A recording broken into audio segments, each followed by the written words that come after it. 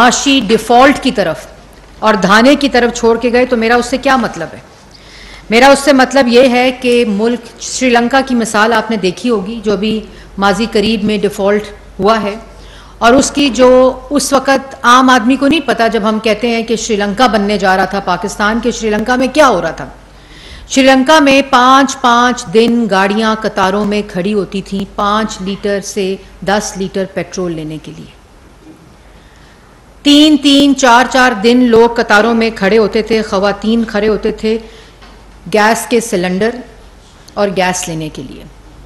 दवाइयाँ ख़त्म हो चुकी थी, दुनिया के साथ माशी ताल्लुक़ ख़त्म हो चुका था, मुल्क के अंदर खुराक का बुरहान, माशी बुरहान, मैंने जैसे पहले बताया माली ताल्लुकात ख़त्म हो चुके थे, पेट्रोल मिल नहीं रही था, गैस मिल नहीं रही थी, दवाइयाँ मिल नहीं रही थीं, और इसी तरह खाने पीने की अशिया का बुरहान। ये था डिफ़ॉल्ट श्रीलंका का। और जो पिछली हुकूमत थी वो मुसल्लत शुदा वज़ीर आज़म के तहत मुल्क को इस धाने पे छोड़ कर गई थी। पेट्रोल की प्राइस सिर्फ इसलिए कम की, अपना IMF का प्रोग्राम था, पता था कि इसके बाद मुल्क के साथ क्या होगा, और अपने सियासी मुखालफीन को जो आईनी तरीके से मुल्क की तारीख में पहली दफ़ा हुकूमत में आए वोट ऑफ नो कॉन्फिडेंस के ज़रिए, उनके साथ दुश्मनी में अवाम दुश्मनी करके चले गए। और जिस वक़्त हमें ये मुल्क मिला तो मुल्क के अंदर मईशत तबाह, रोज़गार तबाह, 4 साल की नालायकी नाअहली के वजह से महंगाई अरूजों पर, मुल्क के अंदर ना ईंधन लेने के पैसे और ना कारखाने चल रहे थे। मुल्क की माशी सूरत हाल मैंने आपको पहले बता दी।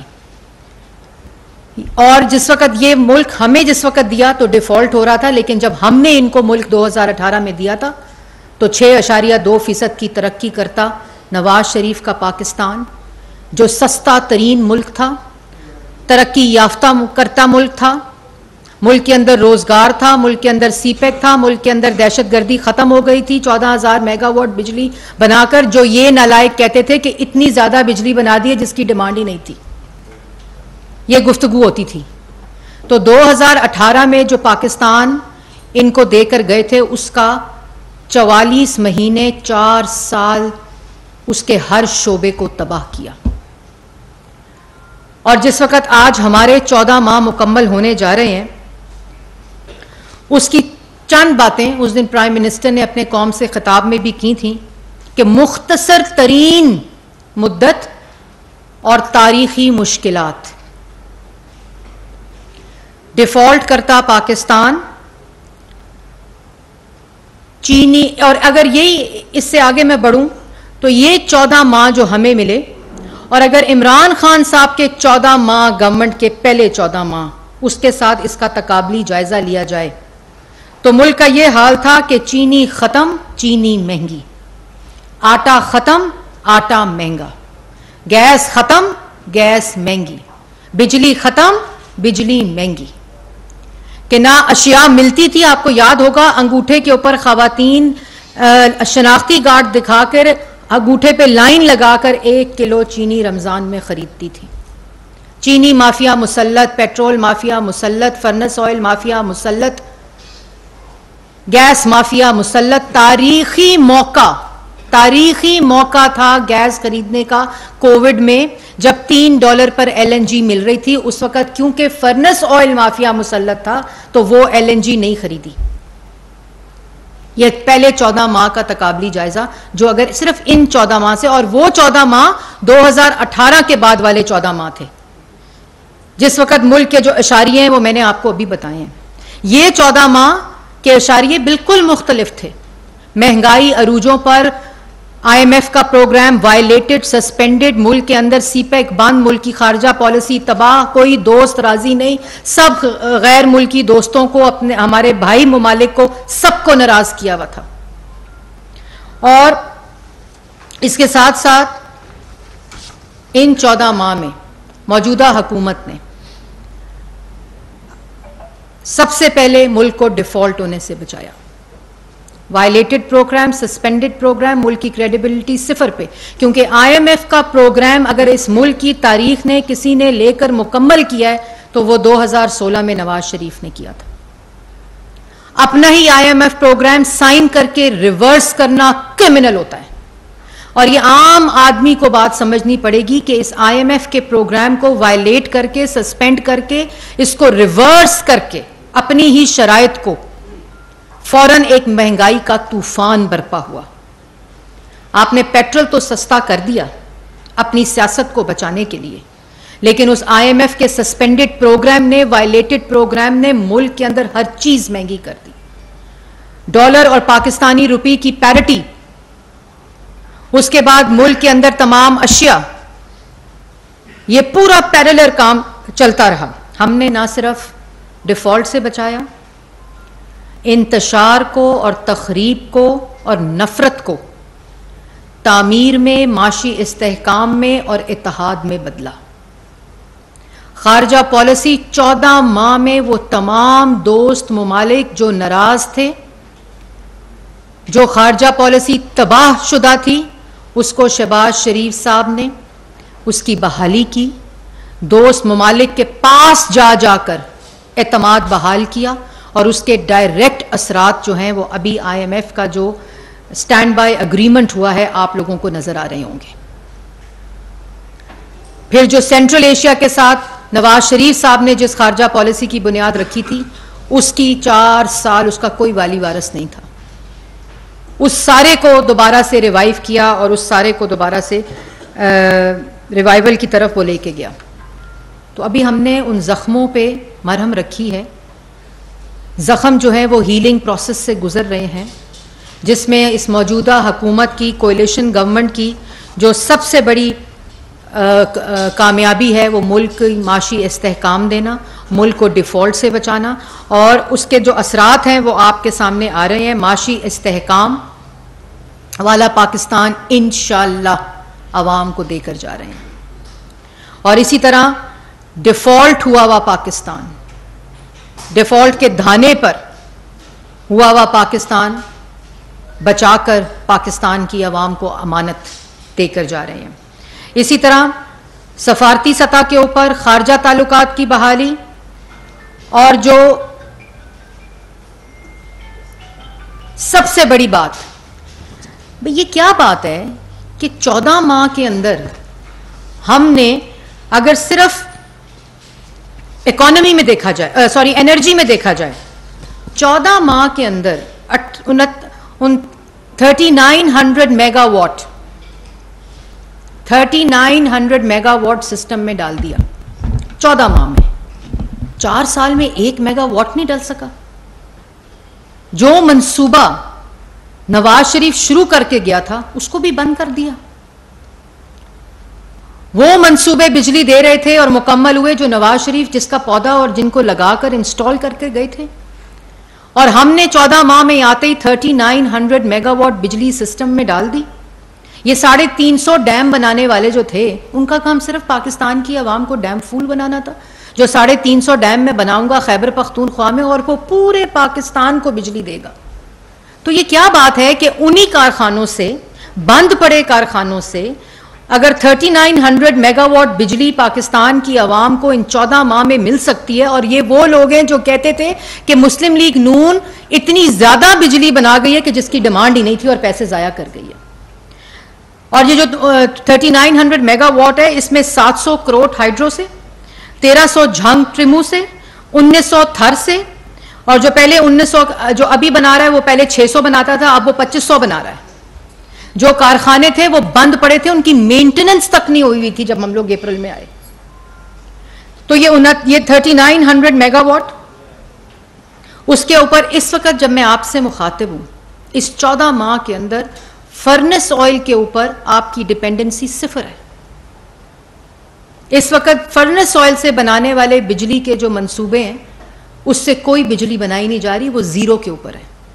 और ये जब हमारी हुकूमत गई थी हम 0 करके आए थे, लेकिन क्योंकि फर्नेस ऑयल लॉबी मुल्क पे मुसल्लत थी तो वो प्रोजेक्ट्स बंद करके फर्नेस ऑयल के ऊपर डिपेंडेंसी को बढ़ा दिया गया, जो 14 माह में मुकम्मल 0 के ऊपर आ गई और उसको बंद कर दिया गया। फिर 10,000 मेगावाट बिजली का प्राइम मिनिस्टर का जो सोलराइजेशन का प्रोग्राम है, जिसका पूरा फ्रेमवर्क जो है वो इस वक्त इंप्लीमेंटेशन के ऊपर है। तो ये 4 साल में क्यों नहीं हुआ? ये 44 मंथ्स में क्यों नहीं हुआ? ये 14 मंथ्स में अगर सारा कुछ हो सकता है, क्योंकि 4 साल में मुल्क को लूटा गया, माशी तबाही मचाई गई, सिर्फ एहतसाब का झूठा नारा लगाकर सियासी मुखालफीन को सजाए मौत में चक्की में डालने की तरजीह थी। इसलिए ये सारे काम नहीं हो सके जो पाकिस्तान की आवाम को डायरेक्ट, जिसका और इन तमाम प्रोजेक्ट्स में जो चलते हुए प्रोजेक्ट बंद हुए, उनकी ताखीर में, उनकी फाइनेंशियल, उनकी जो लागत है उसमें इजाफा, ये मुजरमाना गफलत। उसके बाद जो पेट्रोलियम है, रूस का दौरा हुआ, दौरे का एलानिया आया, एलानिया के बाद एक और एलानिया आया, उसकी प्रेस रिलीज आई, रूसी तेल का कोई जिक्र नहीं, कहते हैं रूसी तेल हम लाए थे। उसके बाद जितनी प्रेस रिलीज आई, कोई फॉरेन ऑफिस में, कोई पेट्रोलियम मिनिस्ट्री में, कोई प्राइम मिनिस्टर ऑफिस में किसी किस्म की कम्युनिकेशन रशियन ऑयल के ऊपर मौजूद ही नहीं थी। उसको हम आए, हमने उस पर बात शुरू की और अल्लाह ताला के फजलो करम से रशिया से आज सस्ता तेल आ रहा है। आज़रबाईजान से सस्ती गैस का मुआहदा हो चुका है। उसके बाद जिस वक्त, जैसे मैंने पहले कहा, हम आए थे तो ना ईंधन था, ना ईंधन देने के पैसे थे, ना हमारे पास किसी किस्म का कोई हालात ऐसे थे कि हम इनके कारखानों को ईंधन के पैसे देकर चला सकें। कारखाने बंद थे। आज अल्हम्दुलिल्लाह कारखाने चल रहे हैं, ईंधन की पेमेंट्स हो चुकी हैं, प्रोक्योरमेंट्स हो चुकी हैं, और इन्होंने सस्ते तेल पे सियासत की। इन्होंने फर्नेस ऑयल के माफिया को फैसिलिटेट करने के लिए इन्होंने वो सस्ती एलएनजी नहीं खरीदी कोविड के दिनों में, जिस वक्त वो टैरिफ आया था। आज़रबाईजान से सस्ती गैस जब ली, उसके ऊपर सियासत की कि तो ये मुआहदा है, ये मुआहदा खराब है मुल्क की। उसमें जिस वक्त आपको याद होगा कि जब हम गए थे तो इन्होंने एलएनजी के मुआहदों को कंट्रोवर्शियल किया, मिफ्ता इस्माइल और शाहिद खान अब्बासी को जेलों में डाल दिया, सिर्फ इसलिए कि अवाम से झूठ बोलकर, इल्जाम लगाकर मुल्क को नुकसान पहुंचे, अवाम को नुकसान पहुंचे। फिर अमीर और गरीब के गैस के टैरिफ में मुल्क की तारीख में पहली दफा फर्क डाला गया, जो बिजली के बिल हैं और जो टैरिफ है पर यूनिट, ताकि जो बोझ है वो, फिर रेकोडिक जिसका $10 बिलियन जो था उसका नुकसान होना था और एक तलवार लटक रही थी, उसको सेटल किया, यही 14 माह की मुख्तसर अरसे में। उसके बाद आपने देखा सैलाब आया। सैलाब के अंदर वफाक में शहबाज शरीफ की हुकूमत थी, सिंध में पीपल्स पार्टी की हुकूमत थी, पंजाब में पीटीआई की हुकूमत थी, खैबर पख्तूनख्वा में पीटीआई की हुकूमत थी, बलूचिस्तान में हुकूमत, एजेके में हुकूमत, जीबी में हुकूमत। वफाक ने, वज़ीर आज़म शहबाज शरीफ ने 100 अरब रुपया दिया वफाक ने कि जाओ सूबों में खर्च करो, जहाँ जो फ्लड स्ट्रिकन विक्टिम्स हैं उनके ऊपर खर्च किया जाए। वो कहते हैं ना कि मुझे क्या है। ये कोविड के दिनों में कोविड की मीटिंग से उठकर चला जाता था, जिसमें सिंध का सीएम बैठता था, जिसमें ऑपोजिशन लीडर शहबाज शरीफ साहब बैठते थे, इमरान खान साहब, मैं खुद उन मीटिंग्स में थी, उन मीटिंग से उठकर चले जाते थे, क्योंकि अपनी अना और अपना तकब्बुर मुल्क के मसाइल से बुलंद था। और जिस वक्त सैलाब आया, 1/3 मुल्क का हिस्सा जो था वो ज़ेरे आब आ गया।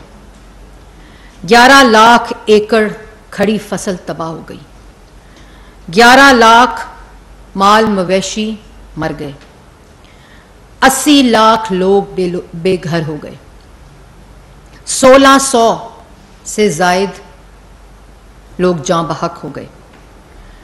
और वो 1600 इसलिए थी क्योंकि बर वक्त इंतजामात एनडीएमए के, पीडीएमए के जो सूबाई हुकूमतें थीं, शहबाज शरीफ साहब उसको रोज़ाना की बुनियाद पर उसको मॉनिटर करते थे। एनडीएमए की सतह पर मॉनिटरिंग डैशबोर्ड मौजूद था, ना सिर्फ पैसे दिए बल्कि वो पैसा कहां पहुंच रहा है और किस तरह सैलाब मैनेज हो रहा है, सैलाब के विक्टिम्स मैनेज हो रहे हैं, चाहे वो रिलीफ हो, चाहे वो रेस्क्यू हो, चाहे वो रीहैब हो या चाहे वो रिकंस्ट्रक्शन हो। तमाम के ऊपर वफाक ने, शहबाज शरीफ साहब ने मुल्क के चप्पे चप्पे में वो खुद गया, खुद वजीर आजम सैलाब के मुतासरीन के साथ खड़ा हुआ, चाहे वो बलूचिस्तान हो, चाहे वो सिंध हो, चाहे वो वफाक हो, चाहे वो AJK के अंदर वो इलाके हों, चाहे वो कश्मीर के अंदर इलाके हों, चाहे वो साउथ पंजाब के अंदर इलाके हों, चाहे वो बलूचिस्तान के अंदर इलाके हों, हर जगह के ऊपर खुद चल के गए, सिर्फ ये देखने के लिए कि लोगों को रिलीफ, रेस्क्यू, रीहैब और रिकंस्ट्रक्शन जो उनका विजन था उसके मुताबिक हो रही है कि नहीं हो रही है।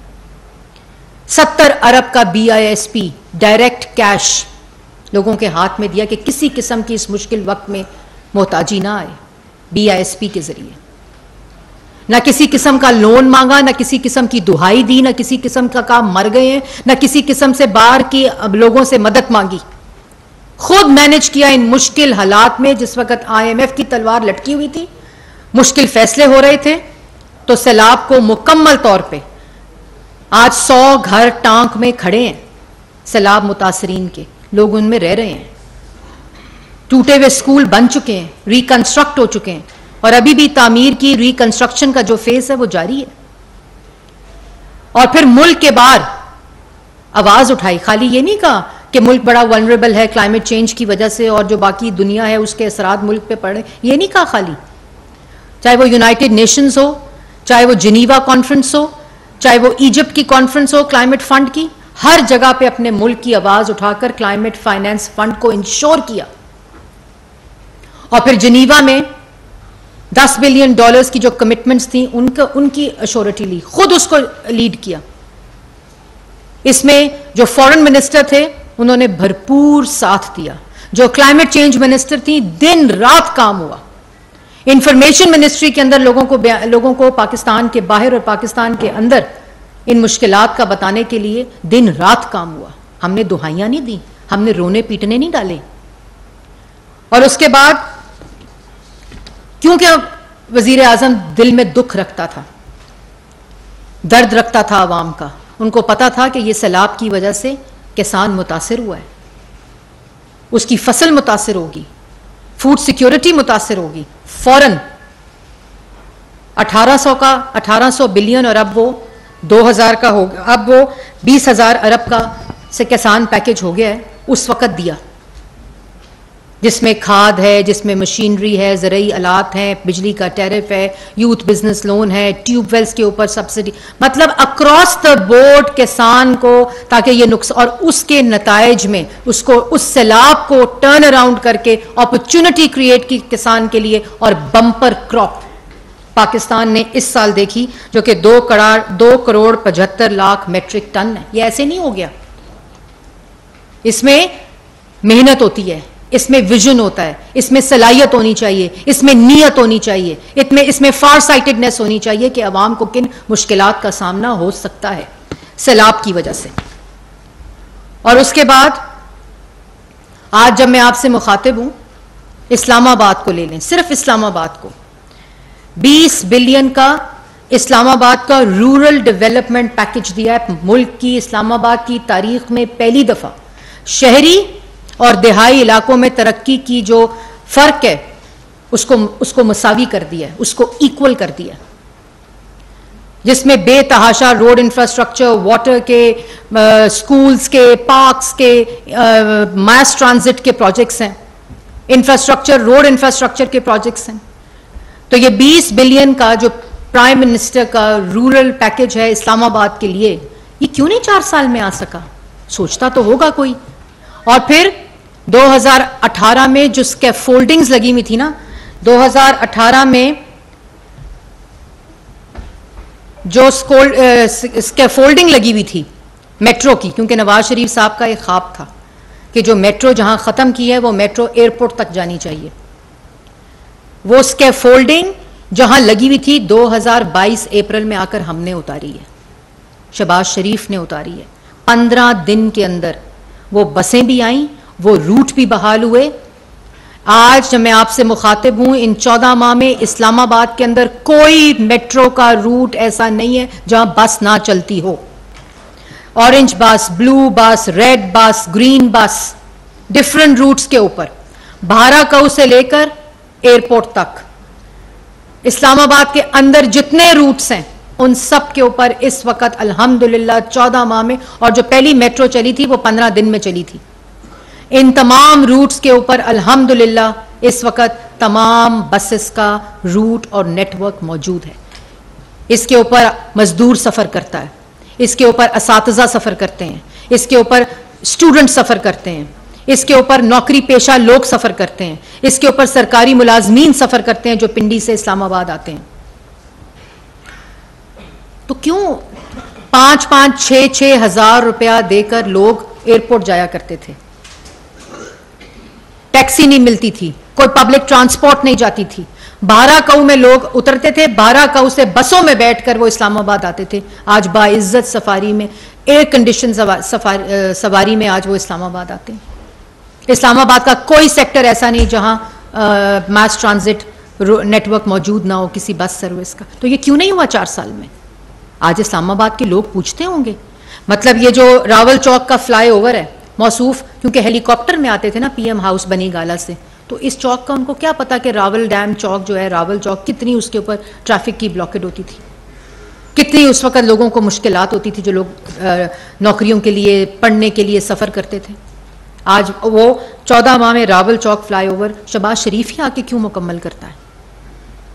उसके बाद मार्गला एवेन्यू, उसके बाद इंटरचेंज जो 7th एवेन्यू का है, उसके बाद जो कैप्टन कर्नल शेर खान एवेन्यू रोड है वो मुकम्मल करके उसकी इनॉग्रेशन, और ये वो है जो मुकम्मल हो चुके हैं। अभी जो सबसे बड़ा प्रोजेक्ट इस्लामाबाद की तारीख का वो भाराकऊ जो ब्रिज है, फ्लाईओवर, वो इंशाअल्लाह प्राइम मिनिस्टर ने 30 जुलाई उसकी डेट दी है। उससे मरी के लोग, जो पूरे उस रीजन के लोग हैं, जो भाराकऊ पे आकर एक मुश्किल तरीन वो सफ़र होता था, वो आज बहाल होगा। लाहौर से लोग जा रहे हैं, कराची से लोग जा रहे हैं, मरी से लोग आ रहे हैं, उनके लिए। तो ये क्यों नहीं हुआ 4 साल के अंदर? ये 14 माह के अंदर अगर हो सकता है, उन तमाम मुश्किलात के बावजूद जो मैंने आपको गिनवाई हैं, तो ये क्यों नहीं हुआ? आज अवाम सवाल पूछती है। तो हो तो सकता था जो किया।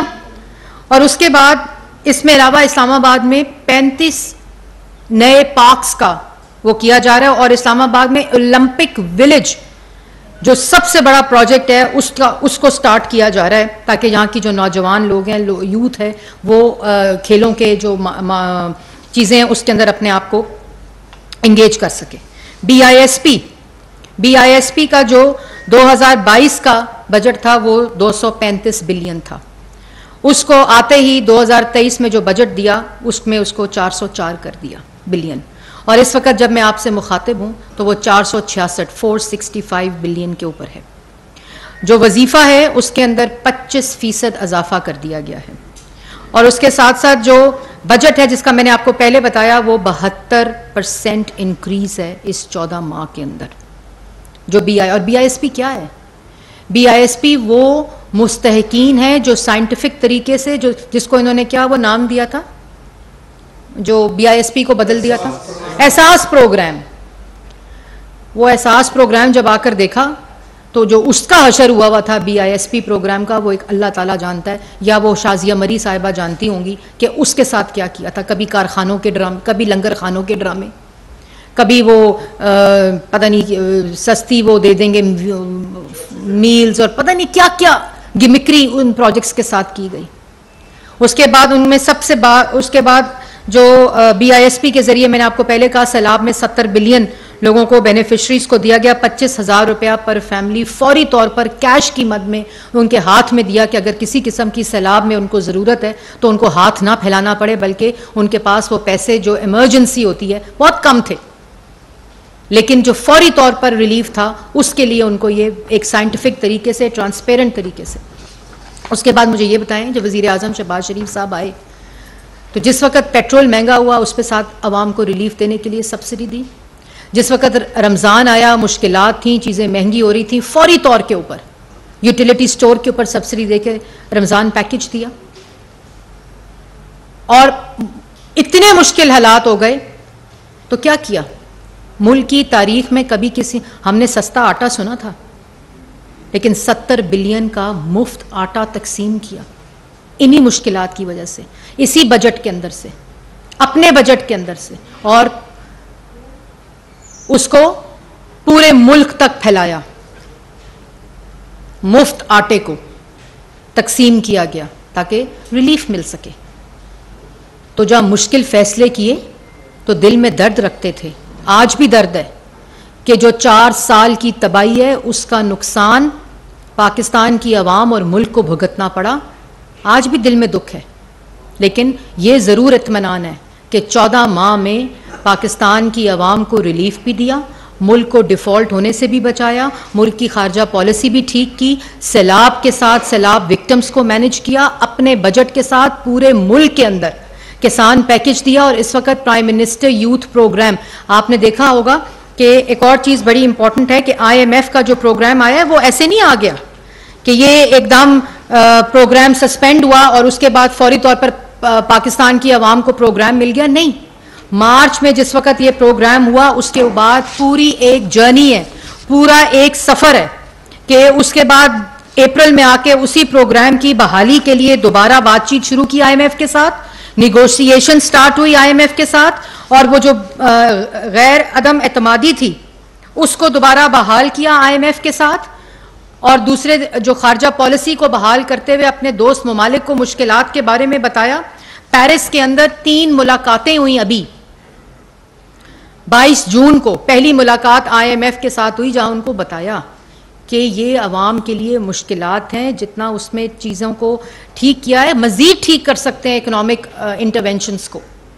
पहली मुलाकात प्राइम मिनिस्टर के बाद साथ हुई, उन 3 दिनों में 3 मुलाकातें प्राइम मिनिस्टर के साथ हुई, और उसके बाद मुख्तलिफ अदवार, न्यूयॉर्क गए तो MD IMF को मिले, इजिप्ट गए तो MD IMF को मिले, जब शर्म शेख में जनीवा पे कॉल की कि हमें इतनी लोगों की वो आ चुकी हैं कि इतने पैसे हम देंगे, कमिटमेंट्स आ चुकी हैं, तो IMF प्रोग्राम के साथ बात, तो दोबारा दोस्त ममालिक के साथ गुफ्तगू शुरू की। उसके बाद 29 जुलाई को ये पूरा हफ्ता, आखिरी 10 दिन जून के रहे, उसमें पूरा हफ्ता उनके साथ बातचीत होती रही। यहाँ फाइनेंस मिनिस्टर अपनी इकोनॉमिक टीम के साथ दिन रात काम करते रहे, और उसके बाद जो 29 जुलाई थी उसमें stand by staff level agreement की उन्होंने अनाउंसमेंट की, और उसके बाद आपको याद होगा 30 जून को प्राइम मिनिस्टर ने गवर्नर हाउस में ऐलान किया कि वो स्टैंड बाय एग्रीमेंट जो आया है 9 माह के लिए, उसके ऊपर एग्रीमेंट हो गया है।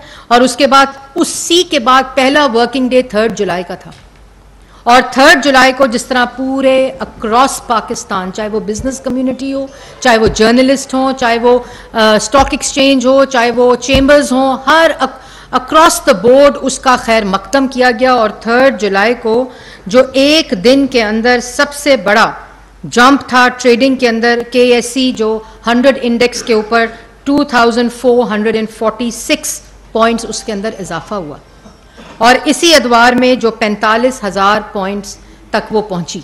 तो ये वो कॉन्फिडेंस के इशारिये हैं, इंडिकेटर्स हैं जो पाकिस्तान की मईशत के ऊपर आ रहे हैं, जिनको 4 साल ये तबाह कर गए हैं।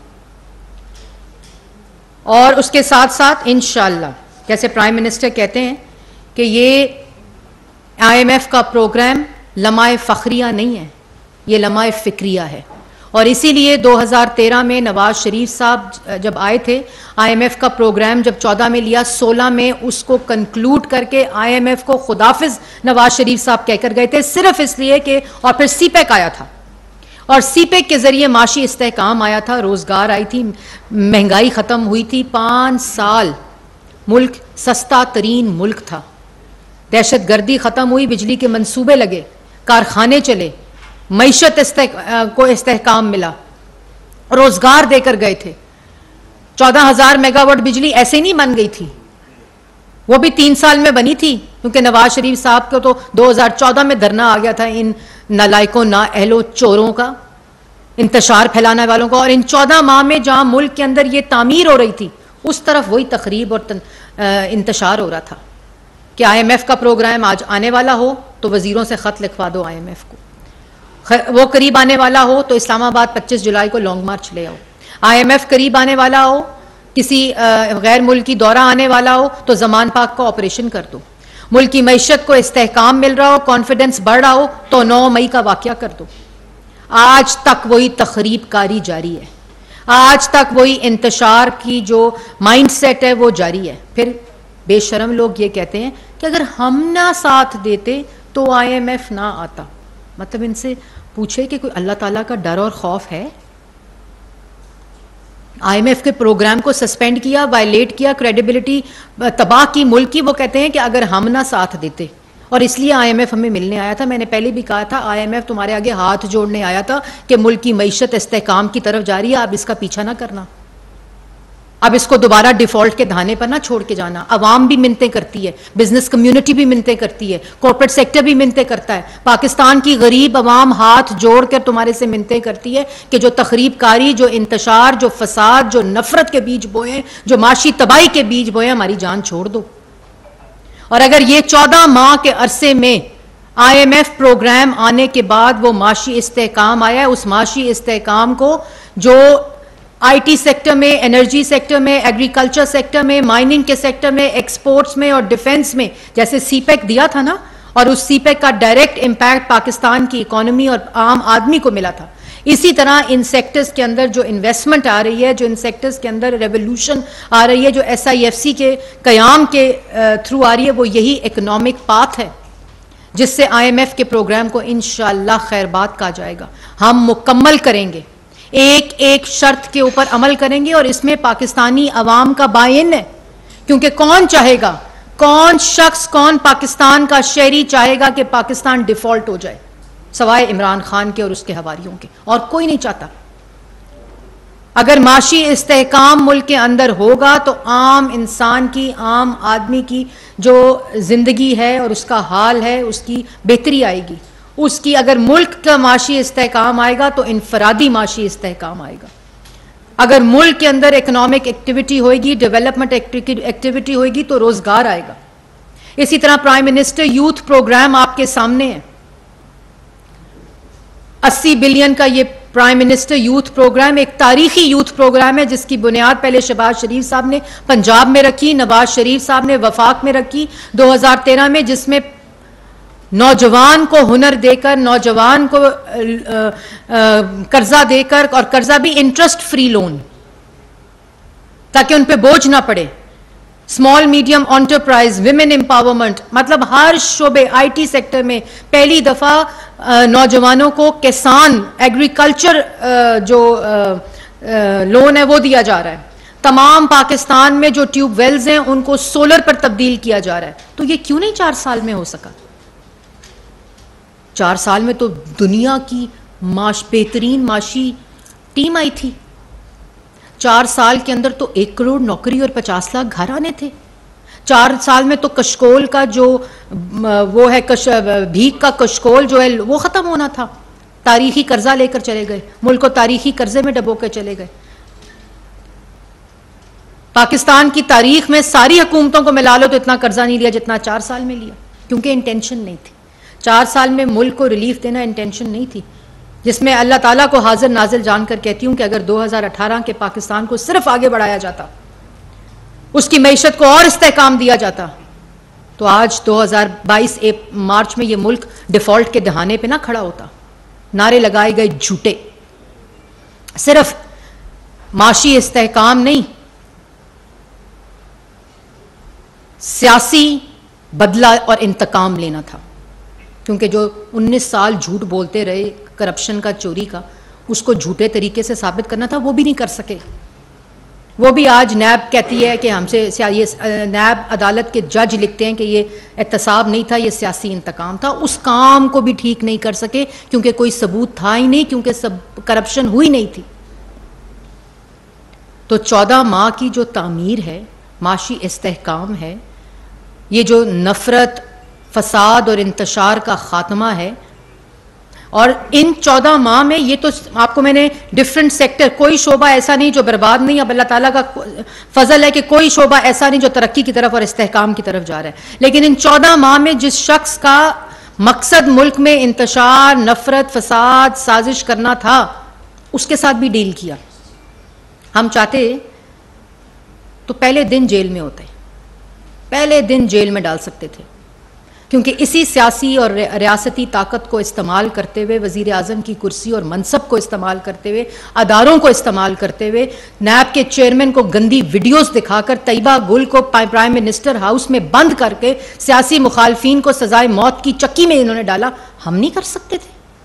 अब बड़ा आसान काम है, ये तो बहुत ही आसान काम है कि मुल्क को डुबो दो, मुल्क की मईशत तबाह कर दो, रोजगार खत्म कर दो, दहशतगर्दी वापस, मुल्क के अंदर लोड शेडिंग वापस, कोई शोबा ऐसा नहीं जो तनज़्ज़ुली की तरफ ना हो, लेकिन ये काम करो अवाम को मैसेज देने के लिए कि मैं सच कहता था ये सब चोर है। और आज क्या है? आज ना तोशा खाना की घड़ी छोड़ी, ना 190 मिलियन पाउंड छोड़ा, ना फॉरेन फंडिंग छोड़ी, हर जगह के ऊपर करप्शन की फाइलें अटी हुई हैं। लेकिन हमने क्या किया? हम सियासी अदम इस्तेहकाम ये मुल्क मुतहम्मिल नहीं हो सकता था।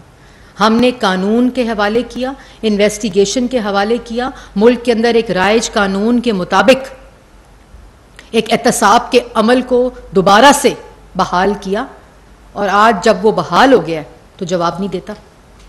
दूसरों को चोर कहने वाला, मईशत तबाह करने वाला, नौजवान का रोज़गार छीनने वाला, लोड शेडिंग वापस लाने वाला, दहशतगर्दी वापस लाने वाला, मुल्क में के अंदर महंगाई करने वाला, मुल्क को डिफ़ॉल्ट करने वाला, आज बाल्टी डब्बा और कनस्तर डाल के अदालत जाता है।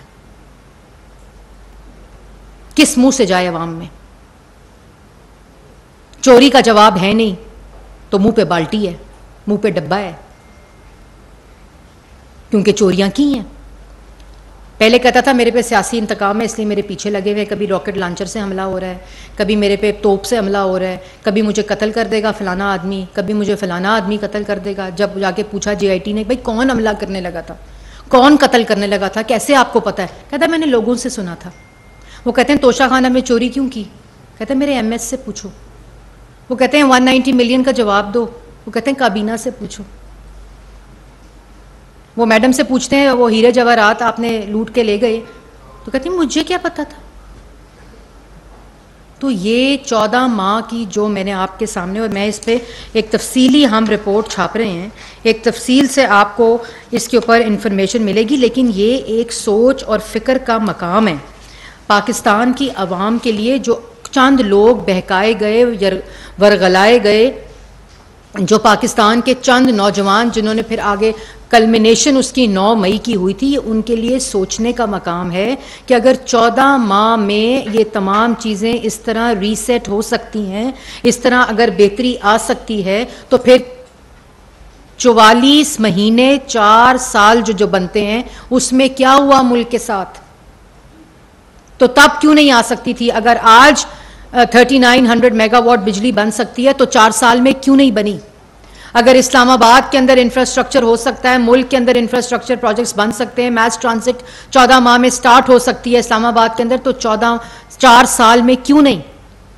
अगर खारजा पॉलिसी तबाह की 4 साल में इन लोगों ने, 14 माह में वो ठीक हुई, वो बहाल हुई, उसके असरात आज पाकिस्तान के जो दोस्त ममालिक जो हैं वो हेल्प कर रहे हैं, वो नजर आ रही है। अगर prime minister youth program 80 billion के यूथ के लिए, चाहे वो लैपटॉप हो, स्कॉलरशिप्स हो, स्मॉल मीडियम एंटरप्राइज हो, बिजनेस लोन हो, एग्रीकल्चर लोन हो, अगर हम ला सकते हैं तो इन्होंने वो कामयाब नौजवान, इनका क्या कारकर्दगी थी? आते ही तमाम प्रोजेक्ट्स को कंट्रोवर्शियल कर दो, फिर उन्हीं प्रोजेक्ट्स को के नाम तब्दील कर दो, फिर जहां तख्तियां लगनी थी उन तख्तियों को तब्दील कर दो, और सियासी मुखालफिन को सलाखों के पीछे डाल दो। इनका ख्याल था 4 साल बाद इनसे कोई नहीं पूछेगा, और भाई क्यों कि मुसल्लत हो गए थे, RTS बैठ गया था, तो किया क्या? आज वो इमरान प्रोजेक्ट वाले भी शर्मिंदा हैं, और जिसका प्रोजेक्ट था वो बाल्टी, डब्बा, कनस्तर और डस्टबिन की नज़र है।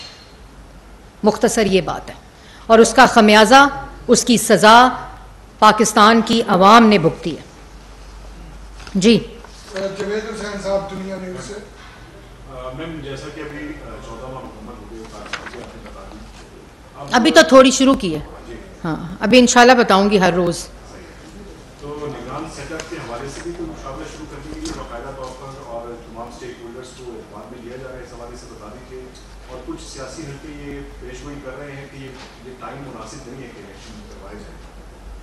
देखिए, निगरान जो सेटअप है, जो केयर टेकर गवर्नमेंट की आपने बात की, वो केयर टेकर गवर्नमेंट जो है वो प्राइम मिनिस्टर और अपोजिशन लीडर जो है वो डिसाइड करते हैं, केयर टेकर प्राइम मिनिस्टर, और उन्हीं की मुशावरत के साथ इंशाल्लाह केयर टेकर प्राइम मिनिस्टर का और गवर्नमेंट का ऐलान किया जाएगा। आईनी जो तरीक़ाकार है और उसी के मुताबिक होगा। और इलेक्शन प्राइम मिनिस्टर ऑलरेडी कह चुके हैं कि इंशाल्लाह 90 दिन के अंदर इलेक्शन, क्योंकि हम अपनी जो आईनी जिम्मेदारी है उसको पूरा करते हुए केयर टेकर के हवाले ये सेटअप करेंगे और इंशाल्लाह इलेक्शन के बाद पाकिस्तान की आवाम, पाकिस्तान मुस्लिम लीग नून और वो जमातें जिन्होंने उनकी बेहतरी, उनके मुल्क की बेहतरी, जिसका डायरेक्ट रिलीफ पाकिस्तान की आवाम को होता है, जो तखरीब नहीं बल्कि तामीर में बिलीव करते हैं, जो नफ़रत, फसाद, इंतशार नहीं बल्कि इत्तेहाद और एतमाद में बिलीव करते हैं, मुल्क को इंतशार से इस्तेहकाम की तरफ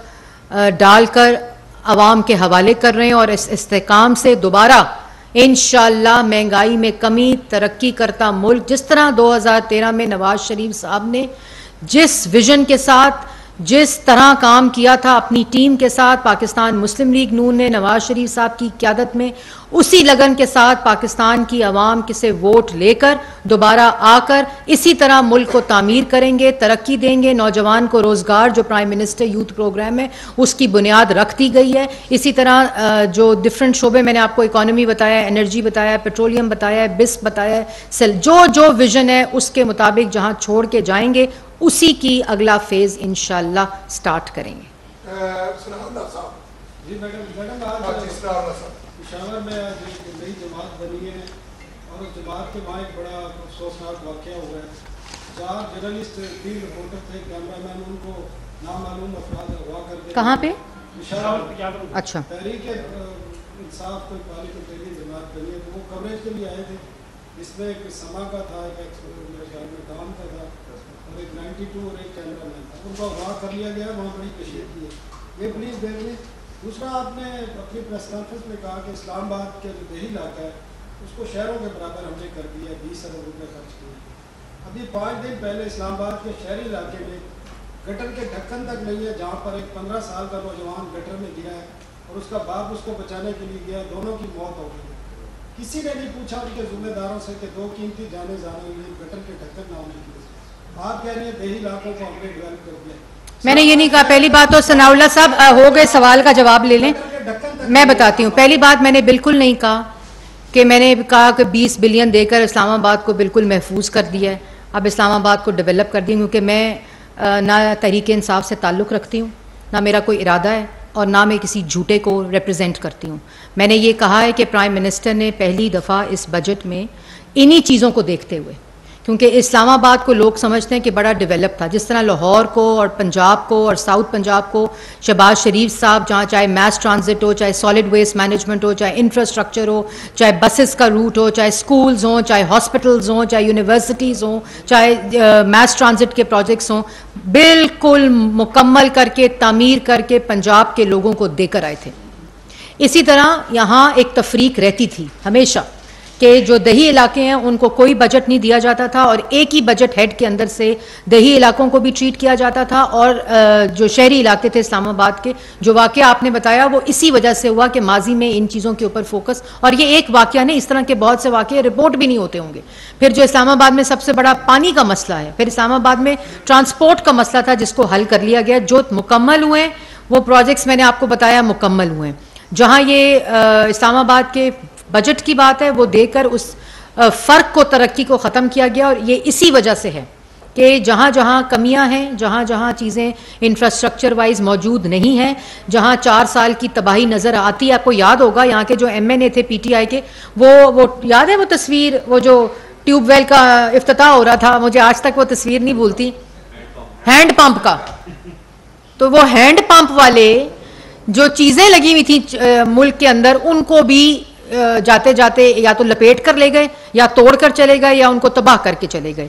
तो यही वो विजन है कि इस तरह की चीज़। और फिर जो आपने खैबर पख्तूनख्वा में पार्टी की बात की, मेरा ख्याल है इसका जवाब तो पाकिस्तान तहरीक इंसाफ वाले या परवेज़ खटक साहब दे सकते हैं, लेकिन मांगे तांगे की पार्टी जो होती है ना, वो समझ बैठे थे कि ये सारे मेम्बरान उनके हैं। ये मेम्बरान तो दो चुटकी की बात है। और जो सहाफ़ियों की, नहीं आपने पहले उस पार्टी की बात की, मैंने उसका जवाब दिया। जो सहाफ़ियों की बात है वो तो बहुत ही मेरे ख्याल में अनएक्सेप्टेबल है। मुझे ये इन्फॉर्मेशन, मैं भी उनकी प्रेस टॉक देख रही थी, मुझे ये अभी तक इन्फॉर्मेशन नहीं है। मैं यहाँ से प्रेस टॉक से जाते ही इसके ऊपर नोटिस भी लेती हूँ, मैं इस पर देखती भी हूँ, और मैं वहाँ की जो सिक्योरिटी एजेंसीज़ हैं, पुलिस है, उनसे राब्ते में आकर मैं पता भी कराती हूँ कि ये क्या वाक़या है, क्योंकि इसके बारे में मुझे इस वक्त तक, जब मैं आपसे प्रेस कॉन्फ्रेंस कर रही हूँ, मुझे इल्म नहीं है। और इंशाल्लाह ये तमाम चीज़ों की वो लेकर मैं आगाह भी करूँगी आपको कि ये क्या वाक़या और इसके ऊपर क्या किया जा रहा है। अब एस कियानी साहब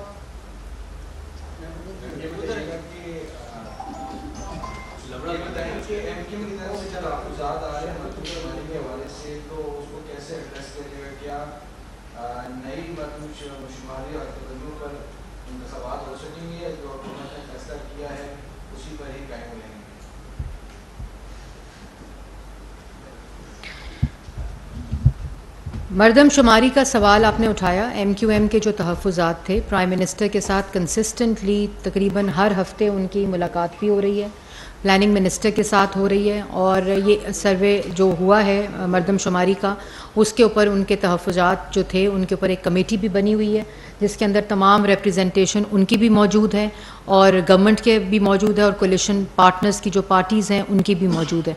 और इंशाअल्लाह हमने ये 14 माह किसी किस्म का कोई सियासी अदम इस्तेकाम शहबाज शरीफ साहब ने अपनी क़ियादत में, अपनी सोच से और बड़े ही एक कंस्ट्रक्टेड उसके साथ, एक विजन के साथ कोई ऐसा अदम इस्तेकाम सियासी नहीं आया, बल्कि अपना सियासी जो सबसे बड़ा हरीफ था, जो दूसरी सियासी जमातों को दुश्मन समझता है, उसको साथ भी कानून के मुताबिक डील किया है।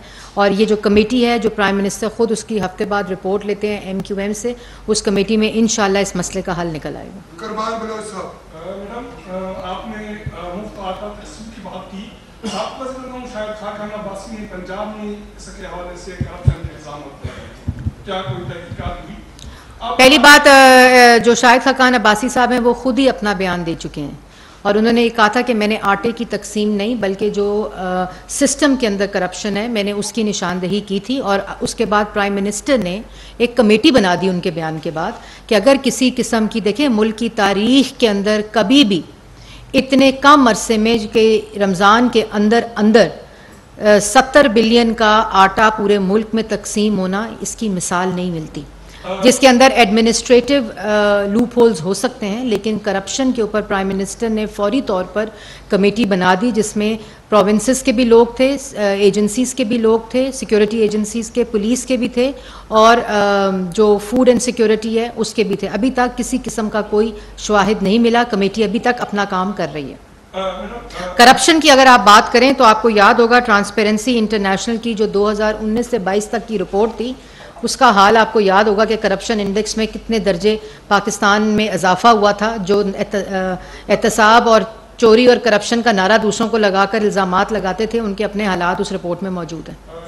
एक मतलब फिर बुनियाद की कीमत बढ़ गई है, क्या हुकूमत फिर कोई नई स्कीम करवाना चाह रही है? और दूसरी बात है कि सैलाब मुतासिरीन की बहाली की आपने बात की, सिंध में तकरीबन अभी भी 80% लोग मुतासिरीन बहाल नहीं हुए, बिलियंस खर्च हुए, तो वो क्यों नहीं? किस चीज़ की बहाली? सिंध में सैलाब मुतासिरीन बहाल नहीं। देखिए, मैंने पहले कहा ये सिंध की बात नहीं, बलूचिस्तान की बात नहीं, पंजाब की बात नहीं, जो यहाँ इलाके मुतासिर हुए थे, ये एक प्रोसेस है।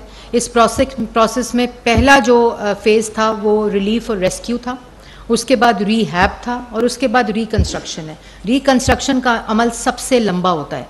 रिलीफ और रेस्क्यू की वजह से अगर अल्लाह ताला का करम है कि उनकी बर वक्त इंतज़ामात, जिसकी शहबाज शरीफ साहब ने डायरेक्शन दी थी और प्रोविंशियल गवर्नमेंट्स में उसने अपना रोल अदा किया, उसमें रिलीफ फौरी, और रेस्क्यू की वजह से जो अमवात हैं वो 1600 पे कैप हुई, ज़्यादा अमवात नहीं हुई। ये उसी बात की निशानदेही है कि बर वक्त इंतज़ामात हुए। इसी तरह रिहैबिलिटेशन का फेज़ और टांक में जो 100 घर मौजूद हैं, उसी को देखते हुए पूरे मुल्क में सैलाब मुतासरीन का जो रिकन्स्ट्रक्शन का फेज़ है वो जारी रहता है, और वो एक साल या कुछ चंद माह नहीं, वो 2-3 साल की मुद्दत और मुहित के ऊपर मुश्तमिल होता है। जी उस्मान खान। मैडम, नियतों का दारोमदार जो है वो अमल के ऊपर डिपेंड करता है, और अमल ये है कि आपने हुकूमत छोड़ने का फैसला कर लिया और मुकर्रर मुद्दत पे हुकूमत घर चली जाएगी। दूसरी जानिब जो मौसम की प्रेडिक्शन है और जिस तरह से बताया जा रहा है कि सैलाब अब बड़ी तबाही फैला सकता है पाकिस्तान में, तो क्या इस सूरत में आप देख रहे हैं कि इलेक्शन जो है वो वक्त पर हो सकेंगे, और इस अगर खुदा न खास्ता कोई ऐसी तबाही होती है सैलाब की, तो उस सूरत में कैसे मुमकिन होगा इलेक्शन? नहीं जी, हमने तो प्राइम मिनिस्टर कैटेगोरिकली हर रोज़ की बुनियाद पर अब ये कहते हैं कि हमने 14 माह के अंदर जो हमें ज़िम्मेदारी डाली गई थी, जिसको आइनी ज़िम्मेदारी, जिसको साइफ़र को लहरा कर, जिसको एक जाली झूठे बयानिए में बदलने की कोशिश की गई, जो अपनी मौत खुद मर गया, हम आइनी मुद्दत के अंदर इंशाअल्लाह केयर टेकर सेटअप को ये गवर्नमेंट हैंड ओवर करेंगे। और उसमें 2 ऑप्शंस होती हैं, एक ऑप्शन होती है 90 दिन की, एक ऑप्शन होती है 60 दिन की। अब ये प्राइम मिनिस्टर का फ़ैसला है कि वो 90 दिन की ऑप्शन के ऊपर जो गवर्नमेंट है उसको तहलील होती है या वो 60 डेज़ के ऊपर होती है। वो भी आवाम के सामने इंशाअल्लाह, क्योंकि हम वो लोग हैं जिन्होंने, जैसे मैंने पहले कहा कि मुख्तसर मुद्दत भी मिले, मुश्किलात भी तारीखी हों, लेकिन आवाम के साथ खड़े हैं और आवाम के सामने सच रखा है। बंद दरवाज़ों में पेट्रोल की कीमत कम करके IMF के प्रोग्राम को डिफ़ॉल्ट नहीं किया, आवाम के सामने रख के क्या क्या शराइत हैं, मुश्किलात बताकर कि ये कह रहे हैं ये होना ज़रूरी है, जिसकी वजह से माशी इस्तेहकाम आएगा और आवाम की हालत, मुश्किल फ़ैसले होंगे। फौरी मुश्किल रिलीफ मुश्किल है, लेकिन आहिस्ता आहिस्ता इसके असरात आम आदमी की ज़िंदगी पर मस्बत और बेहतर पड़ेंगे। इसी चीज़ को मद्देनज़र रखते हुए हमने वो ज़िम्मेदारी पूरी की और नेक नियति से की, मेहनत से की, दिन रात काम करके की। इसी तरह आपके जो मसाइल थे, जिस पे आपने जो बात की, जो सहाफ़ी बरादरी, आपको याद होगा 4 साल वज़ीर इत्तलात इसी कुर्सी के मनसब पर बैठकर सहाफ़ियों को थप्पड़ मारते थे, याद है ना? वज़ीर इत्तलात ने सहाफ़ी को थप्पड़ मारा था, याद है कि नहीं याद? याद है कि वो पसलियाँ टूटी थी, नाक की हड्डियाँ टूटी थी। वज़ीर आज़म, सिटिंग वज़ीर आज़म को जो रिपोर्टर्स बियॉन्ड बॉर्डर्स की रिपोर्ट है उसमें मीडिया प्रेडेटर कहा गया था। मैंने तो नहीं कहा था, हम तो कहते थे उस वक़्त भी कि ये फाशिस्ट है, ये पागल है, ये नालायक है, ये करप्ट है, ये चोर है, हम ये कहते थे। वो ट्रांसपेरेंसी इंटरनेशनल ने भी मोहर लगाई, उसके ऊपर सहाफ़ी ऑर्गेनाइजेशंस जो हैं जर्नलिज्म की, उन्होंने भी मोहर लगाई। उस वक़्त ह्यूमन राइट्स की जो स्टेटमेंट आई थी, आपको याद होगा साद रफ़ीक साहब का जब केस था सुप्रीम कोर्ट के अंदर, वो पेश हुई, वो भी मोहर लगी कि ये सियासी इंतकाम ले रहा है और सियासी मुखालफिन के ख़िलाफ़ ले रहा है। और क्या वजह है कि इतना प्रोपेगेंडा किया 14 माह कि ह्यूमन राइट्स वायलेट हो गए हैं, फ्रीडम ऑफ एक्सप्रेशन वायलेट हो गया। 7 दर्जे फ्रीडम ऑफ एक्सप्रेशन भी बेहतरी की रिपोर्ट आती है, UN की ह्यूमन रिपोर्ट्स भी बेहतरी की तरफ रिपोर्ट आती है, फैटफ भी ग्रे लिस्ट से निकलता है, और जो फिच की रिपोर्ट है इकोनॉमी की, वो भी बेहतर आती है। और ये इंडिपेंडेंट रिपोर्ट्स हैं, ये मुल्क नहीं लिखते या मरियम औरंगजेब या पार्टियां नहीं लिखती, ये पूरा डेटा आता है, परसेप्शन के ऊपर ये रिपोर्ट्स बनती हैं। एक तरफ जाली परसेप्शन, कितना झूठ बोल लोगे। आज किसी भी गैर मुल्की एंकर के सामने बैठते हैं, अपनी बेइज्जती करा के उठते हैं, क्योंकि वो झूठ आप कितनी दफ़ा बेच लोगे, कितनी दफ़ा बोल लोगे, कितनों को कितनी दफ़ा बेवकूफ़ बना लोगे, आखिर उसका इख्तिताम होना है, उसको ख़त्म होना है। तो ये वो तमाम चीज़ें इंशाअल्लाह इसी सफ़र को जहाँ छोड़ के जाएंगे, इलेक्शन में जीत कर, वोट लेकर पाकिस्तान की आवाम की खिदमत करने, इसी सफ़र को दोबारा से जारी रखेंगे। राज़क भट्टी साहब, पाकिस्तान में इंतखाबात और कहा जा रहा है कि आज़ाद कश्मीर में भी इंतखाबात एक वक्त पर होंगे, इसमें क्या सदाकत है? दूसरा, अशाए खुर्द नोश की कीमतों में कमी लाने में हुकूमत पाकिस्तान को क्या रुकावट है? देखें, पहली बात तो ये है कि जिस वक्त आपने कहा AJK के इलेक्शन और पाकिस्तान, इस तरह की मुझे तो कोई ख़बर नहीं है जहाँ से आपको आई है, कोई ऐसी रिपोर्ट ना गवर्नमेंट ने दी है ना किसी और ने दी है। लेकिन ये बात है कि मेरे पास ऐसी कोई ना ख़बर है ना कोई इस तरह की इन्फॉर्मेशन है। दूसरी बात आपने की कि हम हर रोज़ अगर कोई चीज़ महंगी होती है, जैसे आपको बताया 14 माह में महंगी हुई, तो उसको डायरेक्ट रिलीफ कैसे आवाम को देना है, उन तबकात को देना है, उसका बंदोबस्त करते हैं। इंशाअल्लाह ये जो प्रोग्राम की बहाली है, माशी इस्तेहकाम आ रहे हैं, इंडिकेटर्स बेहतर हो रहे हैं, इससे डायरेक्ट इम्पैक्ट कंज्यूमर गुड पे भी आएगा। हमने 3 साल IMF का प्रोग्राम चलाया था 2013 से लेकर 16 तक, चीज़ें महंगी होने नहीं दी थी।